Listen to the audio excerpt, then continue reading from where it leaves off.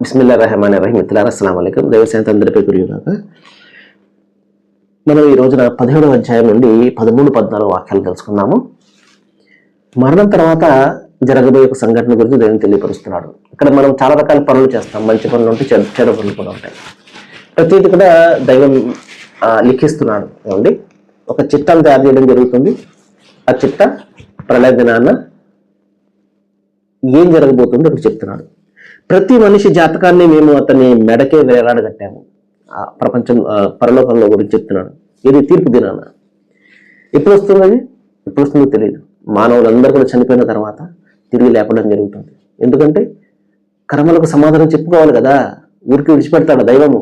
ఇక్కడ అనేక మందికి అనేక అన్యాయాలు ఇక్కడ చేశామే, అనేక మందిని ఇక్కడ బాధ పెట్టామే, అనేక మంది ఉసురు పోసుకున్నామే, అనేక మంది ప్రాణాలు పోవడానికి ప్రత్యక్షంగాను పరోక్షంగాను కారణమయ్యామే. అవన్నీ విడిచిపెడతాడా? ప్రపంచం ఏమో నేను పట్టుకోలేదు. నాకు గొప్ప పెద్ద బలం ఉన్నది, అధికారం ఉన్నది, నేను పలానా. కానీ దైవం విడిచిపెట్టాడు కదా. అదే చెప్తున్నాడు. ప్రళయం నాడు మేము ఒక పుస్తకాన్ని అతని కొరకు బయటికి తీస్తాము. అప్పుడు దాన్ని తెరచిన గ్రంథంగా అతను భావిస్తాడు, గ్రహిస్తాడు. ఇక్కడ కఫా బినఫ్సికల్ యోమ అలేక హసీబా, చదువుకో ఈ రోజున నీ కర్మల పత్రాన్ని. ఈనాడు నీ లెక్క కట్టడానికి నీవే సరిపోతావు. మాసరారా, ఒళ్ళు గుర్బాటు కలిగించే మాటను దైవకుడు చెప్తున్నాడు. ఎందుకు ఈ జీవితం మనకి? ఎందుకు ఈ తాపత్రయం? ప్రతి మనిషి మెడకి ఆయన ఒక జాతకాన్ని వేలాడదీస్తాడు. మన జాతకమే, ఎవరూ రాసింది కాదు. మన స్వయంగా మన చేతిలో సంపాదించుకున్నాయి మనసులారా. మనం ఎంత చేసుకుంటే అంత. ఒకరి మీద నిందించే అవసరం లేదు.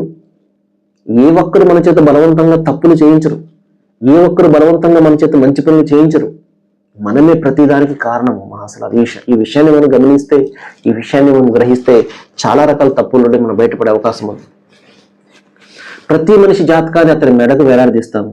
ప్రళయం నాడు మేము ఒక పుస్తకాన్ని తీస్తాము. అతడు దాన్ని తెరచిన గ్రంథంగా భావిస్తాడు. అంతా ఓపెన్ బుక్ గా ఉంటుంది. ఏది కూడా అందులో సీక్రెట్ ఉండదు. ఏది చేసుకున్నామో అదే. మనం చేసుకున్నది అందులో లిఖించకుండా ఉండదు. చెయ్యనిది అందులో రాసి ఉండదు. మహాశిల ఎంత చేసుకుంటే అంత. అదే చెప్తున్నాడు. ఈ రోజున నీ కర్మల పత్రాన్ని నువ్వే చదువుకో, నీ లెక్క కట్టడానికి నువ్వే సరిపోతావు. అంటే దాని అర్థం ఏంటంటే నీకు అన్యాయం ఎవరు కూడా ఏం చేయరు. నువ్వు చేసుకున్నదే నీ దగ్గరికి వస్తుంది. జైసా కర వైసా భర. నువ్వు చేసుకున్నది నీ దగ్గరకు వస్తుంది. మహాశిల ఆ దినాన్ని గురించి మనం ఆలోచన చేసినట్లయితే చాలా రకాల ఉపద్రవాలను బయటపడతాం. సర్వేజన సుఖుల వంతు. Thank you.